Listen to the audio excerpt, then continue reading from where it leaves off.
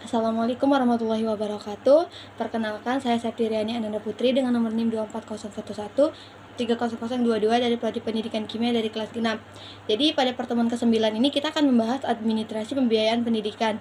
Nah, jadi sebelum itu kita perlu ketahui dulu apa itu administrasi pembiayaan pendidikan. Nah, ini adalah seluruh proses pengelolaan keuangan yang berkaitan dengan penyelenggaraan kegiatan pendidikan, mulai dari perencanaan pembiayaan, penganggaran, terus pengalokasian, penggunaan hingga pertanggungjawaban dana secara transparan dan akuntabel. Kemudian pembiayaan pendidikan mencakup semua sumber pendapatan sekolah seperti dana pemerintahan, dana BOS dan BOP, serta dana masyarakat atau orang tua siswa. Kemudian partisipasi lainnya yang dipergunakan untuk menunjang kegiatan belajar dan mengajar. Nah, jadi administrasi pembiayaan ini bertujuan untuk memastikan bahwasannya setiap kegiatan pendidikan ini didukung oleh dana yang memadai, dikelola dengan efisien, serta digunakan untuk kepentingan peningkatan mutu layanan pendidikan. Nah, kemudian tujuan administrasi pembiayaan pendidikan ini adalah untuk menjamin tersedianya dana pendidikan secara tepat waktu, mengoptimalkan penggunaan dana untuk program-program prioritas, kemudian mewujudkan pengelolaan yang transparan, efisien, dan akuntabel. Dan yang keempat itu menghindari penyalahgunaan dana melalui mekanisme kontrol yang jelas. Dan yang kelima itu meningkatkan kepercayaan masyarakat terhadap lembaga pendidikan. Yang terakhir itu mendukung peningkatan kualitas pembelajaran melalui penggunaan anggaran dengan sesuai kebutuhan. Kemudian kita bahas fungsi administrasi pembiayaan. Pertama itu fungsi perencanaan. Nah, jadi dalam fungsi perencanaan ini kita perlu merumuskan kebutuhan biaya yang diperlukan untuk 1 tahun ajaran. Contohnya itu sekolah merencanakan kebutuhan pembelian LCD, proyektor, komputer, laboratorium, perbaikan ruang kelas, serta dana honor kegiatan ekstrakurikuler. Nah, kita menentukan anggaran pelatihan guru sebesar 5 juta per tahun. Kemudian fungsi penganggaran atau budgeting.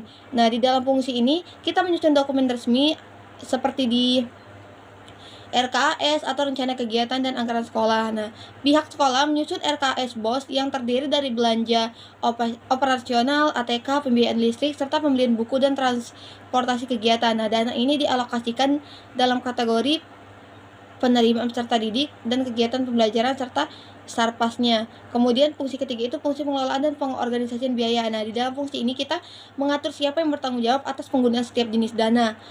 Seperti bendahara BOS bertugas mengelola dana operasional sekolah, wakil kepala sekolah bidang kurikulum mengurus biaya kegiatan penilaian dan ujian, kemudian komite sekolah berperan dalam pengawasan penggunaan dana di masyarakat. Kemudian fungsi keempat itu fungsi pelaksanaan pembiayaan. Nah, di dalam fungsi ini kita menggunakan dana sesuai program yang telah disetujui. Contohnya itu pengeluaran dana untuk membeli bahan praktikum kimia. Nah, kita membayar honor narasumber pelatihan guru, kemudian pembelian seragam OSIS melalui dana komite. Fungsi yang kelima itu fungsi pengawasan dan evaluasi. Nah, di dalam fungsi ini kita melakukan audit atau pengecekan penggunaan dana agar sesuai dengan aturan dari lembaga pendidikan. Contohnya itu kepala sekolah memeriksa bukti pengeluaran setiap akhir bulan. Nah, Dinas Pendidikan melakukan monitoring untuk penggunaan dana BOS setiap semesternya. Kemudian komite sekolah ini memberikan laporan hasil pengawasan kepada orang tua siswa. Kemudian yang keenam itu fungsi pelaporan dan pertanggungjawaban. Nah, di dalam fungsi ini kita membuat laporan keuangan secara berkala untuk sekolah dan pemerintahan. Nah, laporan dana BOS ini misal dari triwulan, laporan penggunaan dana komite pada wali murid saat mengadakan rapat tahunan, kemudian laporan belanja kegiatan ketika melakukan perkemahan siswa.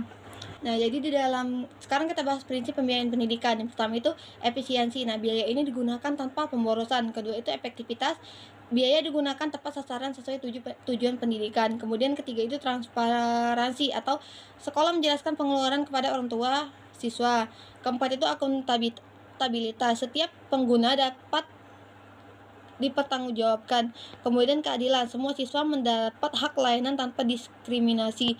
Kemudian keenam, keberlanjutan atau pembiayaan menjamin proses belajar berjalan tanpa hambatan. Kemudian kita bahas jenis-jenis pembiayaan pendidikan.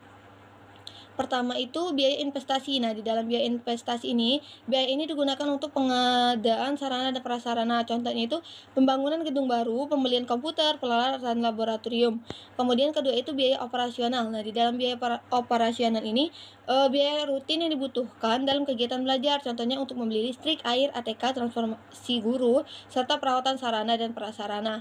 Kemudian biaya personal peserta didik. Di dalam biaya ini pengeluaran pribadi siswa untuk menunjang pendidikannya. Sepertinya siswa membeli seragam, buku, teks, kuota, serta perlengkapan sekolah lainnya. Kemudian biaya ekstrakurikuler. Nah, dalam biaya ini digunakan untuk kegiatan pengembangan minat dan bakat siswa tersebut. Contohnya itu kegiatan pramuka, olahraga, seni, dan lomba akademik. Kemudian kita bahas tahapan administrasi pembiayaan pendidikan. Jadi tahap pertama itu kita menganalisis kebutuhan keuangan. Nah, sekolah mengidentifikasi kebutuhan untuk 1 tahun, menghitung kebutuhan pemeliharaan ruang kelas, mengestimasi biaya ujian semester, serta menentukan jumlah buku pembelajaran yang harus dibeli. Kemudian tahap kedua itu penyusunan rencana dan anggaran atau RKAS seperti yang saya bilang tadi. Nah, jadi dokumen anggaran ini disusun dalam rapat manajemen dan komite sekolah. Menentukan alokasi untuk kegiatan OSIS, membagi anggaran ke dalam pos, sarpas, kegiatan pembelajaran, serta administrasi umum.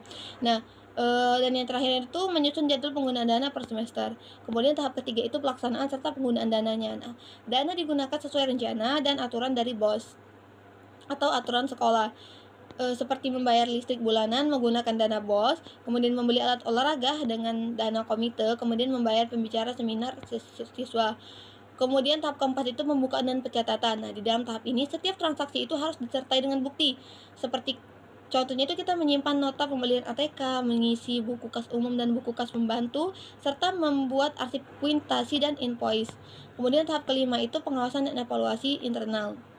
Jadi di tahap ini pengawasan itu dilakukan oleh kepala sekolah, komite, serta bendahara. Contohnya itu audit internal bulanan, kemudian membandingkan realisasi anggaran dengan rencana awal, mengevaluasi penggunaan dana apakah sudah sesuai dengan prioritasnya. Kemudian tahap ke-6 itu pelaporan serta pertanggungjawabannya. Nah, laporan ini dibuat setiap triwulan atau semesternya. Bendahara BOS mengunggah laporan di aplikasi BOS online, kemudian sekolah menyampaikan laporan penggunaan dana kepada orang tua saat rapat, dan yang terakhir itu penggunaan LPJ atau laporan pertanggungjawaban setiap kegiatan di sekolah. Nah, jadi administrasi pembiayaan pendidikan itu memegang peran penting karena seluruh kegiatan pembelajaran sangat bergantung pada ketersediaan dana, pengelolaan yang baik, transparan, serta tanggung jawab akan meningkatkan kualitas pendidikan, kepercayaan publik, serta efektivitas program sekolah. Mungkin itu saja pembahasan kita tentang materi ini. Ini adalah materi terakhir kita. Saya akhiri. Wassalamualaikum warahmatullahi wabarakatuh.